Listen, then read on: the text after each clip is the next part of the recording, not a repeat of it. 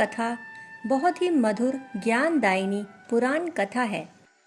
इस कथा में समाहित सार तत्व यही है कि संकट लौकिक हो या अलौकिक, सामान्य मनुष्य पर हो अथवा सृष्टि के सृजेता ब्रह्मा पर, समाधान एक ही है, भगवती जगन माता की कृपा। क्योंकि वही परापराणा परमा है, अर्थात वही श्रेष्ठ, श्रेष्ठतर व श्रेष्ठतम है। इस तत्व को निरूपित करने वाली यह कथा है। कथा कहती है कि एक बार भगवान श्री कृष्ण हस्तिनापुर से दुर्योधन के यज्ञ से निवृत्त होकर द्वारिका लौटे। यदुकुल का वैभव उस समय इंद्र के वैभव को भी मात दे रहा था। उस अद्भुत वैभव की बात सुनकर उसी समय बहुत से राजा द्वारिका पधारे। इनमें कौरव पांडवों के साथ चोल, कलिंग, बालीक, द्रविड़, खश आदि अनेक देशों के राजा महाराजा भी सम्मिलित थे। इन सब राजा महाराजाओं के साथ भगवान श्री कृष्ण देवी रुक्मिणी के साथ सुधर्मा सभा में स्वर्ण सिंहासन पर विराजमान थे।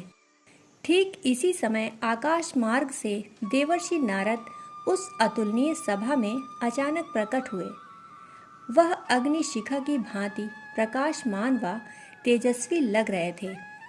आते ही उन्होंने भगवान श्री कृष्ण की ओर मुख करके कहा, हे पुरुषोत्तम, इस समस्त सृष्टि में परम आश्चर्य व धन्य क्या है? इस पर श्री कृष्ण ने कहा, आदि शक्ति जगन माता ही इस समस्त सृष्टि का आधार है। वे ही परम आश्चर्य व धन्य हैं। त्रिदेव भी उनकी स्तुति करके कृतार्थ होते हैं। यह सुनकर देवर्षि नारद बोले, प्रभु, मुझे मेरी बात का उत्तर मिल गया, अब मैं चलता हूँ। अचानक इस तरह देवर्षि नारद का प्रकट होना और फिर तुरंत चलने के लिए उद्यत हो जाना किसी की समझ में न आया। इसलिए सभा में उपस्थित सभी ने कहा, हे यदुकुल शिरोमणि, हमें देवर्षि की कोई बात समझ में नहीं आई, इसलिए यदि संभव हो तो हम सबको भी समझाने का अनुग्रह करें। इस पर भगवान श्री कृष्ण ने कहा, यह सत्य तो केवल देवर्षि ही आप सबको समझा सकते हैं। अपनी इस बात को पूरा कर श्री कृष्ण मुस्कुरा पड़े। उनकी इस मुस्कान में रहस्यता के साथ एक संकेत भी था, जिसे देवर्षि ने समझा और वे कहने लगे, हे सभा में उपस्थित महानुभावों, मैंने आज श्री कृष्ण के मुख से सृष्टि के परम तत्व को जाना है, उसे आप सब भी सुने। एक दिन सूर्योदय के समय मैं देव नदी गंगा के तट पर विचरण कर रहा था। तभी वहां अति विशालकाय कछुआ आया। उसे देखकर मैंने चकित होते हुए कहा, हे कूर्म, आप आश्चर्यमय व धन्य हैं। इस पर उस कूर्म ने मुझे चकित करते हुए मानव स्वर में कहा, हे मुनि, आश्चर्यपूर्ण व धन्य तो देवी गंगा है, जो मुझ जैसे असंख्यों को शरण देती हैं।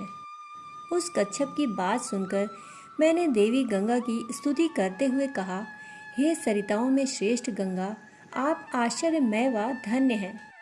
अनेक जलचरों का जीवन आप में आश्रय पाता है और अनगिनत तपस्वी आपके तट पर वास करके अपने जीवन को कृतार्थ करते हैं। इस पर देवी गंगा ने प्रकट होकर कहा, देवर्षि, आश्चर्यपूर्ण व धन्य मैं नहीं हूँ, बल्कि समुद्र देव हैं, जिनमें मुझ जैसी असंख्य नदियाँ विलीन हो जाती हैं। इस पर मैं समुद्र तट पर पहुँचा और उनकी प्रशंसा की। मेरी प्रशंसा युक्त बातों को सुनकर विशाल जलराशि के अधिपति समुद्र देव प्रकट हुए और बोले, हे देव गंधर्व प्रिय देवर्षि, मैं ना तो धन्य हूँ और ना ही मुझ में कोई आश्चर्य है।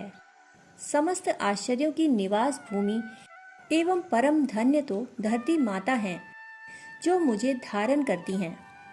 समुद्र के इस कथन को सुनकर मैंने धरती से कहा, हे चर अचर को धारण करने वाली पृथ्वी, आप धन्य हो।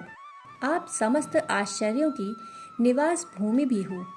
मेरी बात सुनकर धरती माँ ने कहा, हे देवर्षि, मैं धन्य नहीं हूँ और ना ही मुझ में कोई आश्चर्य है। धन्य तो है प्रजापति ब्रह्मा और वे सर्व आश्चर्यमय जगत के रचनाकार होने के कारण आश्चर्यभूत भी हैं। यह सुनकर मैंने ब्रह्मदेव के पास पहुंचकर उनकी स्तुति की। उनसे कहा, भगवान आप ही धन्य हैं, आप ही आश्चर्यमय हैं। इस पर ब्रह्मा जी बोले, पुत्र नारद, इन धन्य आश्चर्य आदि शब्दों से तुम मेरी स्तुति क्यों कर रहे हो? धन्य व आश्चर्यपूर्ण तो वेद हैं, जिनसे यज्ञों का अनुष्ठान एवं विश्व का संरक्षण होता है। यह सुनकर जब मैंने वेदों के पास जाकर उनकी स्तुति की तो उन्होंने यज्ञों को आश्चर्य संपन्न व धन्य बताया। तब मैं यज्ञों की स्तुति करने लगा। इस पर यज्ञों ने मुझे बताया, हम ना तो धन्य हैं और ना ही आश्चर्यमय। हमारी अंतिम गति तो भगवान विष्णु हैं, सत्य वे ही जानते हैं। तदंतर मैंने भगवान विष्णु को खोजा और उनको यहाँ श्री कृष्ण रूप में पाकर उनसे अपना प्रश्न पूछा। आप सबके समक्ष उन्होंने आदि शक्ति जगन माता की महिमा कही। अब मैं जान पाया हूँ कि सृष्टि का परम कारण व कल्याण वे ही हैं। देवर्षि की यह कथा सुनकर सभी लोग भगवती की महिमा समझकर उनकी स्तुति करने लगे। आदि शक्ति की लीला कथा की कड़ियाँ जीवन व जगत के संबंध सूत्र के ताने बाने का बोध कराती हैं। इन्हें समझने से यह तत्व बोध होता है कि जगन माता इस जगत का अधिष्ठान है और वही अधिष्ठात्री हैं। सृष्टि स्थित व लय उनकी ही लीला है। सृष्टि का सृजन प्रवाह उन्हीं से प्रवाहित होता है। ब्रह्मा विष्णु व शिव उन्हीं का स्वरूप है।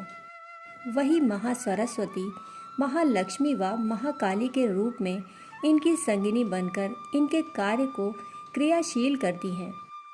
जब कभी इनके कार्य में अवरोध आते हैं तो वही किसी न किसी रूप में इन्हें दूर करती हैं। इस सत्य को तर्क से नहीं जाना जा सकता। यह बुद्धि की सभी सीमाओं से परे है। अनुभूति ही इसका प्रमाण है।